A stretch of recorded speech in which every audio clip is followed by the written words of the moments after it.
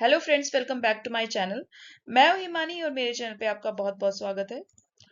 Friends, सबसे पहले मैं बता दूं कि मैं जो वीडियोस ला रही हूं वो कंटिन्यूअस रहने वाली हैं। और जैसा कि बहुत से लोगों ने कमेंट भी किया है कि वीडियोस जल्दी डालनी है या फिर कंटिन्यूअस होनी चाहिए और जल्दी से कोर्स पूरा होना चाहिए। तो ये मैं भी मानती हूँ कि जल्दी जल्दी वीडियोस आनी चाहिए, but due to some time crunch मैं आपके लिए कंटिन्यूअस वीडियोस तो ला रही हूँ, बट थोड़ा टाइम लग रहा है। तो मैं चाहती हूँ कि नेक्स्ट जो कमिंग डेज हैं उसमें मैं हर वीक में 3 वीडियोस आपको दे दूं। बट फ्रेंड्स, जैसा कि आप सभी लोगों को पता होगा कि एम्स दिल्ली में टाइम जो है मैनेज करना बहुत मुश्किल हो जाता है। स्पेशली आप वर्किंग टाइम के बाद जो टाइम बचता है उसमें वीडियोस बनाना थोड़ा डिफिकल्ट है, बट स्टिल मैं आपके लिए ट्राई कर रही हूँ कि कंटिन्यूअस वीडियोस लाती रहूं। तो फ्रेंड्स, अगर मेरी वीडियोस आपको पसंद आ रही हैं और यूजफुल लग रही हैं तो प्लीज लाइक कीजिए, कमेंट कीजिए और शेयर कर दीजिए उन सभी फ्रेंड्स के साथ जो भी नॉर्सेट और जितने भी नर्सिंग कॉम्पिटिटिव एग्जाम है, गवर्नमेंट जॉब की, उनकी तैयारी कर रहे हैं। तो आज का जो टॉपिक है मेरा वीडियो का वो है medical surgical nursing. 26th video है ये टारगेट हाई बुक की सीरीज में। और जो सब टॉपिक मैंने कवर किए हैं वो है inflammation, wound healing and gangrene. तो ये टॉपिक्स मैंने कवर किए हुए हैं इस वीडियो में। बहुत ही इंटरेस्टिंग टॉपिक होते हैं मेडिकल सर्जिकल नर्सिंग के, क्योंकि इसमें जो भी क्वेश्चंस आते हैं वो हमारे डे टू डे लाइफ में जो हम एक्सपीरियंस लेते हैं हॉस्पिटल से या जो हमने पढ़ा होता है अपनी थ्योरीज में, उसे इजीली रिलेट कर पाते हैं। तो चलिए शुरू करते हैं आज के 30 questions. Question number 1, severe generalised oedema is called. Options दिए हुए हैं: मिक्सीडीमा, पिटिंग इडिमा, एनएसआर का, डिपेंडेंट इडिमा। तो इडिमा की बात की जाए तो इडिमा होता है स्वेलिंग या एक्स्ट्रा सेलुलर स्पेस में जो वाटर का फ्लूइड का रिटेंशन हो जाता है बॉडी में, उसको हम इडिमा बोलते हैं। ये हो सकता है ड्यू टू सम इन्फ्लेमेशन या डिफरेंट जो कंडीशंस होती हैं, जैसे क्लिनिकल कंडीशन होती है like heart failure, renal failure, liver failure, और इस टाइप की जो लिम्फेटिक सिस्टम की प्रॉब्लम्स होती हैं कुछ, उनके कारण जो है स्वेलिंग डेवलप हो जाती है किसी किसी एरिया में बॉडी के। लेकिन जब ये जनरलाइज्ड हो जाती है, पूरी बॉडी में फैल जाता है, तो उसको बोलते हैं ऑप्शन सी, एनएसआर का। तो एनएसआर का is the condition of severe generalised oedema. तो क्वेश्चन नंबर 2 है, which of the following is not a plasma derived chemical mediator.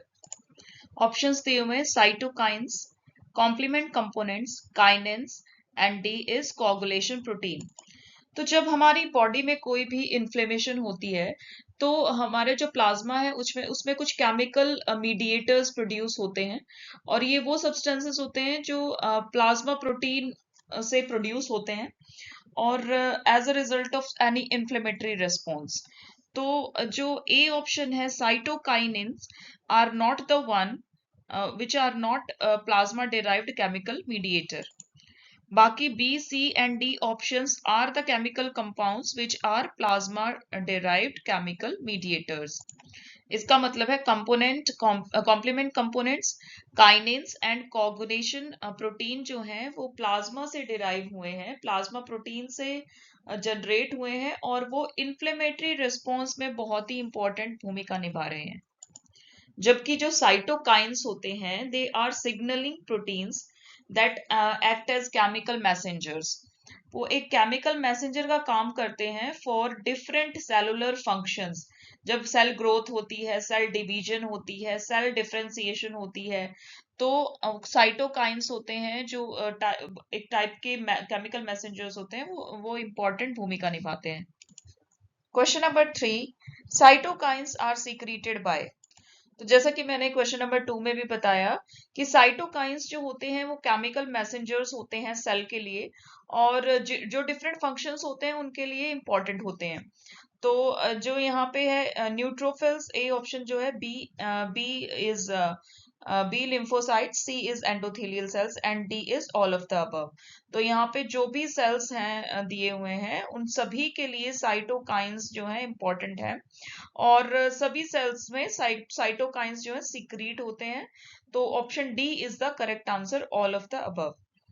Question number 4, which of the following increases vascular permeability during acute inflammation? तो question number 4 जो है उसके options दिए हुए हैं। A is histamine, B is cytokines, C is AFP and D is both A and B। तो हमें क्या बताना है? Which of the following increases vascular permeability? तो vascular permeability का मतलब है कि जो हमारे ब्लड वेसल्स हैं उनकी और कैपिलरीज हैं, उनकी जो वॉल्स हैं उसमें से जो फ्लूइड लीकेज होता है उसके लिए रिस्पॉन्सिबल कौन सा केमिकल होता है? तो अगर वास्कुलर परमिएबिलिटी की बात की जाए तो histamine is the answer. Histamine जो है वो एक ऐसा कंपाउंड है, ऐसा कंपोनेंट है जो एक एलर्जिक रिएक्शन के दौरान बॉडी में सिक्रीट होता है और ये बहुत सारे फंक्शंस करता है बॉडी में। सबसे पहला जो करता है वो न्यूरोट्रांसमीटर के तरह से काम करता है। मास्ट सेल जो होते हैं एलर्जिक रिएक्शन के दौरान जो सेल सीक्रेट होते हैं बॉडी में उनको हेल्प करता है रिलीज करने में। और न्यूरोट्रांसमीटर है इसीलिए हमारी जो कैपिलरीज हैं, हमारे जो ब्लड वेसल्स हैं वो परमिएबल हो जाते हैं फ्लूइड लीकेज के लिए और इसीलिए स्वेलिंग भी डेवलप हो जाती है जहां कहीं भी बॉडी में इन्फ्लेमेशन होती है तब। So the correct answer is option A histamine.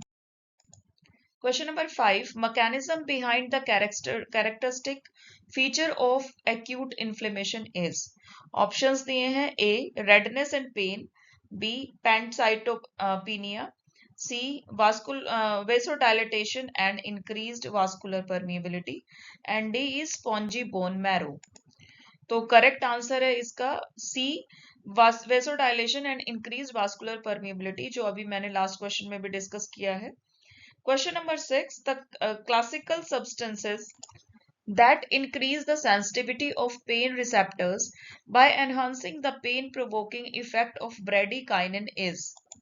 Options are A. Nociceptors, B. Endorphins, C. Prostaglandins and D. Encephalin। तो यहाँ पे बेसिकली क्या पूछा हुआ है, यहाँ पे ब्रेडिकाइनिन जो एक केमिकल होता है जो किसी पेन की स्टिमुलाई को एनहांस करता है बॉडी में, और सेंसरी रिसेप्टर्स जो होते हैं पेन रिसेप्टर्स वो इसको रिसीव करते हैं और तभी हमें पता चलता है कि बॉडी में पेन हो रहा है। तो इसके इफेक्ट को जो केमिकल इंक्रीज करता है उसका ऑप्शन पूछा गया इन चारों में से कौन सा है।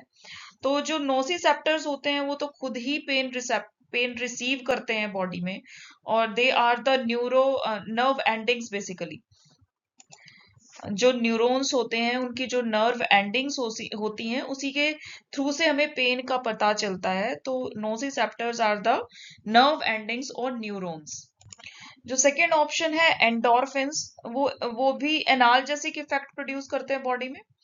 तो these are not the compounds which are asked for in the question। जो थर्ड ऑप्शन है प्रोस्टाग्लैंडिन, यही वो कंपाउंड्स हैं जो प्रोड्यूस होते हैं बॉडी में ड्यूरिंग एनी इन्फ्लेमेशन या फिर स्वेलिंग, कोई भी हमें चोट लगती है तब ये प्रोड्यूस होते हैं और यही रिस्पॉन्सिबल होते हैं बॉडी में स्वेलिंग के लिए, रेडनेस के लिए, पेन के लिए और फीवर के लिए। तो prostaglandins are the compounds responsible for pain in the body जब भी हमें कोई चोट लगती है या कोई भी इन्फ्लेमेशन होती है। तो जो ऑप्शन डी है एनकेफेलिन आर ऑल्सो हीलिंग कंपाउंड्स, ये भी पेन जब कम हो जाता है, पेन कम करने के लिए रिस्पॉन्सिबल होते हैं बेसिकली। तो ये भी एनाल्जेसिक इफेक्ट प्रोड्यूस करते हैं बॉडी में। Question number 7. Which of the following is a substance that decreases pain transmission and cause an inflammatory response? तो अभी मैंने लास्ट क्वेश्चन में ही डिस्कस किया है कि एंडोर्फिन जो है वो एनाल्जेसिक इफेक्ट प्रोड्यूस करते हैं बॉडी में। तो option B is the correct answer. Question number 8. All of the following are evidences of an infection except. तो एक्सेप्ट वर्ड को आप ध्यान दीजिए यहाँ पे। ऑप्शन दिया हुआ है A is elevated WBC, B is purulent drainage, C is primary intention and D is increased leukocytes. तो हमें इनमें बताना है कि कौन सा ऑप्शन है जो एविडेंस है एज एन इन्फेक्शन का, जो एविडेंस दे रहा है कि बॉडी में इन्फेक्शन हुआ है। एक्सेप्ट हमें बताना है, तो ऐसी चीज बतानी है जो नहीं बता रही है कि बॉडी में इन्फेक्शन है। तो ऑप्शन ए जो है एलिवेटेड WBC, तो डेफिनेटली ये एक साइन है इन्फेक्शन का। B purulent drainage also is a sign. C जो है primary intention is not the sign of evidence of infection, क्योंकि जब वुंड हीलिंग होती है, जब हम स्टिचिंग करते हैं, is called the primary wound healing, primary intention wound healing. तो अगर हम शुरू में ही जो वुंड होता है उसको हीलिंग के लिए स्टिचिंग करते हैं, क्लोज करते हैं वुंड को, तो हम वहां पे इन्फेक्शन को अवॉइड कर रहे हैं, बाहर का जो प्राइमरी लेयर है उसको कवर कर रहे हैं ताकि बॉडी में इन्फेक्शन कहीं से इन्वेड ना करे। और D option, increased leukocytes is also sign of infection. तो option C is the correct answer है। Question number 9, haemorrhage with collection of blood in the soft tissue is called. तो यहाँ पे डेफिनेशन पूछी गई है। जो हेमरेज होती है विद कलेक्शन ऑफ ब्लड, जब सॉफ्ट टिश्यूज में ब्लड कलेक्ट हो जाता है ड्यू टू हेमरेज, तो उसको क्या बोलते हैं? A is contusion, B is purpura, C is ecchymosis and D is haematoma. तो आई थिंक मोस्टली लोगों को पता होगा कि जब सॉफ्ट टिश्यूज में ब्लड का कलेक्शन हो जाता है, वहां पे हार्डनेस हो जाती है, वार्मथ हो जाती है, और they it can be inflammation also. तो उसको बोलते हैं हम हेमेटोमा। बहुत ही कॉमन है नर्सिंग एरिया में, हमने बहुत सारे पेशेंट्स को हम देखते हैं कि हेमेटोमा डेवलप हो जाता है फॉलोइंग हम कुछ भी अगर आईवी लगा रहे हैं, अगर मान लो कैनुला भी डालते हैं, अगर काउंटर हो जाता है, अगर वेन से बाहर चला जाता है कैनुला, तो वहां पे हेमेटोमा के चांस होते हैं। तो haematoma is the correct answer है। Question number 10, thick yellow drainage from the wound is known as. Options हैं sanguineous, B is serous sanguineous, C is serous and D is purulent। तो correct answer है purulent, option D. Question number 11, which of the following types of exudates contains fibrin।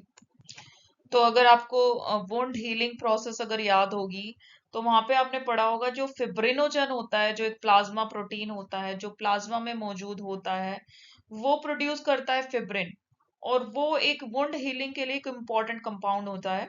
उसी के कारण wound healing होती है।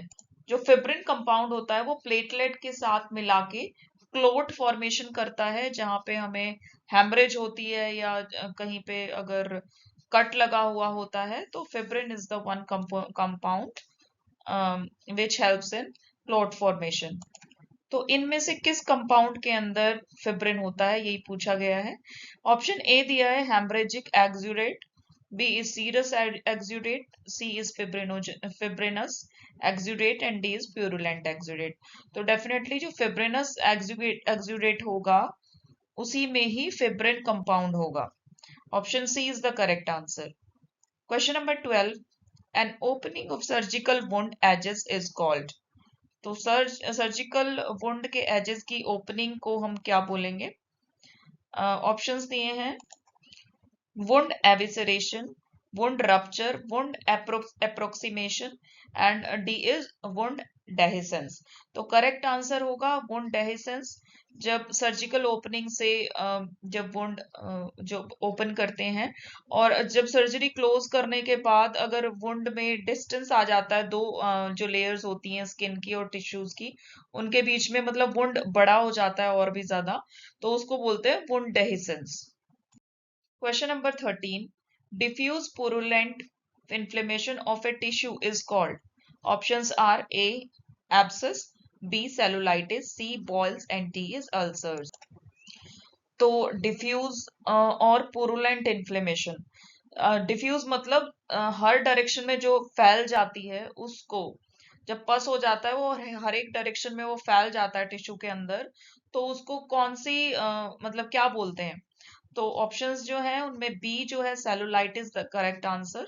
जब sales के around inflammation हो जाती है एक पर्टिकुलर एरिया में, और पुरुलेंट जो है डिस्चार्ज जमा हो जाता है, तो उसको बोलते हैं सेलुलाइटिस।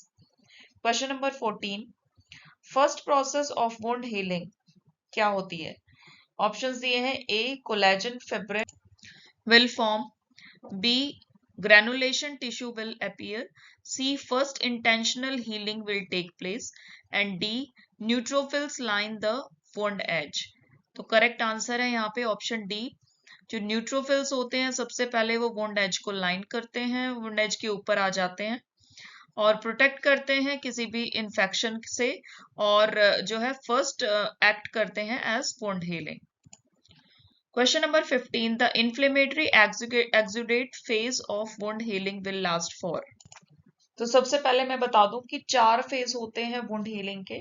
सबसे पहला होता है हीमोस्टेसिस, सेकंड होता है इन्फ्लेमेशन, थर्ड होता है पॉलिफरेशन एंड फोर्थ होता है रीमॉडलिंग या मैचुरेशन। तो यहाँ पे जो है सेकंड स्टेज पूछी हुई है इन्फ्लेमेटरी रिस्पॉन्स। तो इन्फ्लेमेटरी रिस्पॉन्स में हीलिंग प्रोसेस स्टार्ट हो जाती है और इसमें क्या क्या होता है, सबसे पहले ब्लीडिंग बंद हो जाती है यानी arrest of bleeding, then migration of inflammatory cells to the site of the wound, then neutralization of bacteria by microphages and WBC, और जो लास्टली है secretion of growth factors and cytokines. ये सारे ही चीजें इन्फ्लेमेटरी फेज में होती हैं जिसको हम एक्सुडेट फेज भी बोलते हैं, और ये 1 to 4 डेज के लिए चलता है। तो B option is the correct answer, 1 to 4 days। Question number 16. If the incisional area of an abdominal surgery is weak, अगर इंसिजनल एरिया वीक है एब्डोमिनल सर्जरी करने के बाद ऐसा लग रहा है कि वो वीक है, what is possible to happen when abdominal muscles contract and increase the intra abdominal pressure. तो अगर एब्डोमिनल मसल्स कॉन्ट्रैक्ट होंगी और इंट्रा एब्डोमिनल प्रेशर बढ़ेगा तो क्या हो सकता है वुंड के लिए। फर्स्ट ऑप्शन दिया हुआ है evisceration, B is dehiscence, C is laceration and D is shearing. तो ऑप्शन बी जो है डेहिसेंस, अगर एब्डोमिनल मसल्स कॉन्ट्रैक्ट हो रही हैं तो वुंड जो है और ओपन हो सकता है। तो वुंड डेहिसेंस मतलब दोनों जो लेयर्स होती हैं वो अपार्ट जा सकती हैं। तो rather than wound healing, wound dehiscence में ज्यादा कॉम्प्लिकेशंस क्रिएट हो जाएंगी। Question number 17. Stab wound for a drainage system is known as. तो स्टैब वुंड जैसे नाम से ही पता चल रहा है कि अगर कहीं पे पस कलेक्शन हुआ है बॉडी में, जैसे सेलुलाइटिस के दौरान जो पस कलेक्शन होता है उसको ड्रेन आउट किया जाता है एक पंक्चर करके। तो पंक्चर किसी शार्प इंस्ट्रूमेंट से किया जा सकता है, जैसे सर्जिकल ब्लेड या कोई भी इंस्ट्रूमेंट जो हम सर्जरी के दौरान स्टैब वुंड क्रिएट करने के लिए यूज कर सकते हैं। तो इसको हम क्या बोलते हैं, ऑप्शंस दिए हैं incision, B is puncture, C is cautery, D is laceration. तो करेक्ट आंसर है पंक्चर। हमें पंक्चर करके जो वहां पे पस कलेक्शन हुआ है उसको ड्रेन आउट किया जाता है। Question number 18. Which of the following the phase in which of the following the phase of wound healing is arranged in sequence? तो मैंने आपको बताया है कि 4 फेजेस होते हैं वुंड हीलिंग के। सबसे पहला होता है haemostasis, B is inflammatory phase, C is reconstruction phase and D जो है हमारा फेज वो है मैचुरेशन फेज, मैचुरेशन और रीमॉडलिंग फेज। तो यहाँ पे ऑप्शन सी जो है करेक्ट है, इसी में ऑर्डर में दिया हुआ है चारों फेजेस को। Question number 19. Which of the following is in the blood clot helps to hold the bone together during hemostasis phase of wound healing? तो बेसिकली वो कंपाउंड पूछा है जो ब्लड क्लॉट में हेल्प कर रहा है ड्यूरिंग हीमोस्टेसिस फेज, जब जो है ब्लड अरेस्ट होता है, ब्लड जो है क्लॉट होना शुरू हो जाता है उस फेज में। तो मैंने पहले ही बताया आपको फिब्रिन जो है एक कंपाउंड है जो प्लेटलेट के साथ कंबाइन करके क्लॉट फॉर्मेशन में हेल्प करता है। तो option C fibrin is the correct answer. Question number 20. Wound dehiscence primarily takes place during which phase of wound healing? तो यहाँ पे पूछा है कि जो वुंड डेहिसेंस है, जब वुंड बड़ा हो जाता है ड्यू टू सम रीजंस, वो किस फेज में यूजुअली होता है वुंड हीलिंग के। ऑप्शंस दिए हैं maturation phase, B is haemostasis phase, C is inflammatory phase and D is reconstruction phase. तो जो सेकेंड लास्ट फेज होता है जहाँ पे न्यू टिश्यू फॉर्मेशन शुरू हो जाता है, ग्रैनुलेशन शुरू हो जाता है, ब्लड वेसल्स वहां पे डेवलपमेंट शुरू हो जाती है उनकी, तो उस फेज में जिसको रिकंस्ट्रक्शन फेज बोलते हैं वहां पे वुंड डेहिसेंस के चांसेस हो जाते हैं। तो this is the second last phase of wound healing. Question number 21. Overgrowth of a collagenous scar tissue at the site of wound is known as. जब कोई सर्जरी होती है बॉडी में तो वहां पे after completion of wound healing, all the 4 phase of wound healing, वहां पे एक स्कार डेवलप हो जाता है, जिसको जो एक रिज्ड लंपी स्कार होता है, मतलब उभरा हुआ जो है टिश्यू डेवलप हो जाता है, और इसको हम बोलते हैं किलॉइड। Option B. बाकी जो ऑप्शंस हैं वो गलत हैं। Option B is the correct answer. This is called keloid. कुछ लोगों में ये एक टाइप का प्रोटीन होता है जिसको कोलेजन बोलते हैं, और ये कोलेजन का एक्सेसिव मास कलेक्शन होता है उस साइट पे। बहुत सारे लोगों में ये रिलीज हो जाता है, ये हील हो जाता है, बट कुछ लोगों में ये कंप्लीटली हील नहीं हो पाता है। बट आजकल काफी सारी ओवर द काउंटर ऑइंटमेंट्स आती हैं, और कुछ थेरेपीज हैं like laser therapy and all, जिससे ये कंप्लीटली ठीक हो जाता है। तो यहाँ पे जो ऑप्शन है, option B is the correct answer, keloid.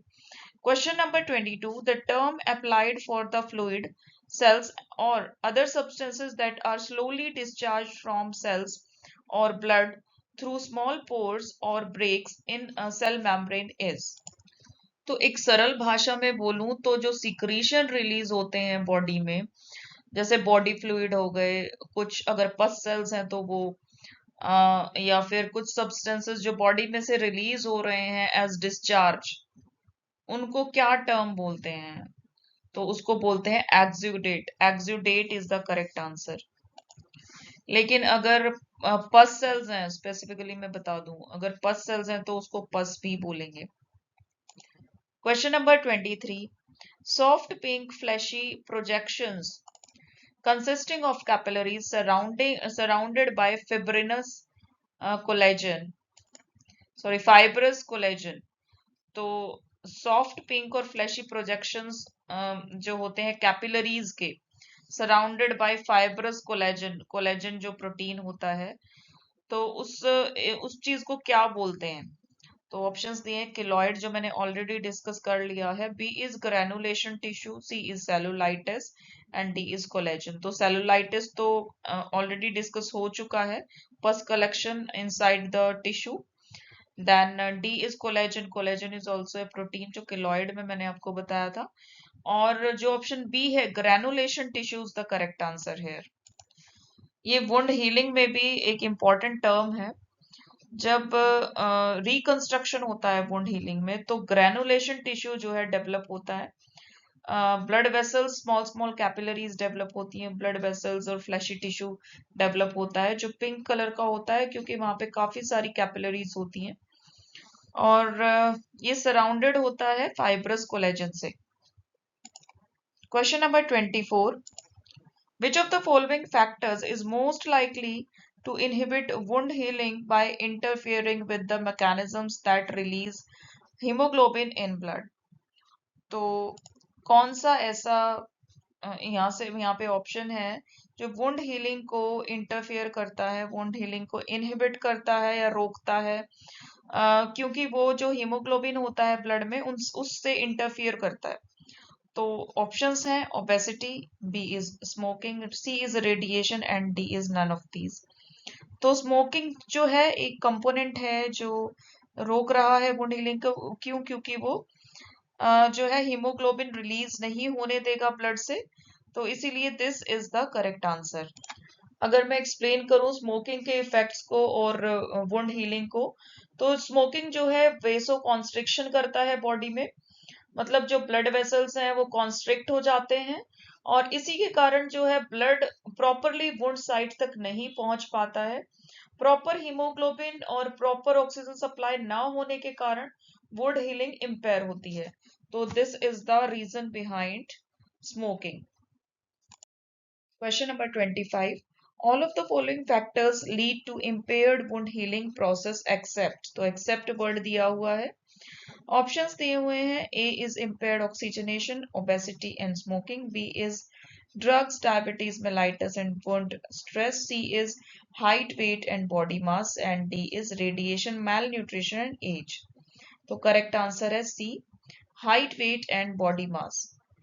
Question number 26. Complications of wound healing is, options दिए हुए हैं, A is infection, suppuration, B is hypertrophied scar or keloid formation. C is contracture, and D is all of the above. तो I hope all of the terms are clear. Infection तो आपको पता ही है. And सपुरेशन मतलब discharge होता है जब infection के बाद जो पुरलेंट डिस्चार्ज मोस्टली होता है उसको बोलते हैं सपुरेशन. देन बी जो है हाइपरट्रॉफीड मतलब जो स्कार होते हैं लाइक किलॉइड्स, जो किलॉइड मैंने ऑलरेडी एक्सप्लेन कर दिए, कोलेजन की ओवर एक्सेस फॉर्मेशन से. देन कॉन्ट्रैक्चर, कॉन्ट्रैक्चर का मतलब है जब शॉर्टनिंग हो जाती है टिश्यू या मसल की, उसको बोलते हैं contracture. And D is all of the above. तो डी ऑप्शन जो है वो करेक्ट आंसर है यहाँ पे, all of the above. Question number 27. The dressings over closed wound usually are removed on the. कौन से दिन रिमूव होती है ड्रेसिंग, वही पूछा हुआ है. ऑप्शन ए दिया है day after surgery, B is next of surgery, C is on the third day, D is when the doctor gives the order. तो ऑप्शन सी करेक्ट है यहाँ पे. तीसरे दिन अगर हेल्दी क्लोज्ड वुंड है तो थर्ड डे जो है ड्रेसिंग रिमूव की जाती है. Question number 28. क्वेश्चन नंबर 28 है how often would you inspect the dressings during the first day after surgery. तो जो फर्स्ट डे होता है सर्जरी के बाद उसमें आपको कितनी देर में जो है ड्रेसिंग को इंस्पेक्ट करना है. ऑप्शन है every 1 hour, every hour for the first 24 hours, B is 2 to 4 hours for the first 24 hours, C 2 to 4 hours for the first 12 hours, and D is every 6 to 8 hours for the first 24 hours. Option B जो है 2 to 4 hour, 2 से 4 घंटे तक जो है first 24 our में हमें check करनी होती है dressing. For any leakage, any bleeding, discharge, उसके लिए हमें 2 से 4 घंटे में 24 आवर्स के लिए ड्रेसिंग चेक करनी है. Question number 29. Correct about wound healing by primary intention is. जब प्राइमरी इंटेंशन से वुंड हीलिंग की जाती है सर्जरी के बाद, जब स्टिचेस लगाते हैं एक हेल्दी वुंड में, तो उसके बारे में एक क्वेश्चन है. ऑप्शन दिए हुए हैं. A is it is seen in healthy wound, B epithelial layer damage is there, C minimal granulation tissue formation, and D all of the above. तो ये तीनों चीजें जो हैं हेल्दी प्राइमरी वुंड हीलिंग में होती हैं, जो प्राइमरी इंटेंशन से वुंड हीलिंग होती है. जैसे सबसे पहले तो वुंड हेल्दी होता है, उसके बाद एपिथेलियल लेयर जो है डैमेज होती है, तभी जो है प्राइमरी इंटेंशन यानी सूचरिंग की जाती है. सी जो है मिनिमल ग्रैनुलेशन टिश्यू फॉर्मेशन होता है. ग्रैनुलेशन टिश्यू के बारे में मैंने ऑलरेडी बताया, जो पिंकिश कलर का टिश्यू डेवलप होता है just after wound healing. And D is all of the above. तो all of the above is the correct option है. Question number 30. Correct about wound healing by secondary intention. अब यहाँ पे secondary wound healing के बारे में पूछा हुआ है. ये मेनली उस केस में होता है जब हम वुंड को ओपन छोड़ देते हैं अपने आप हील होने के लिए. तो प्राइमरी इंटेंशन में हम सूचरिंग करते हैं, 2 लेयर्स को टुगेदर हम इंटेंशनली लाते हैं. लेकिन जो सेकेंडरी होता है वो एक ऑटोमेटिक प्रोसेस होती है बॉडी की जिसमें वुंड हील होता है.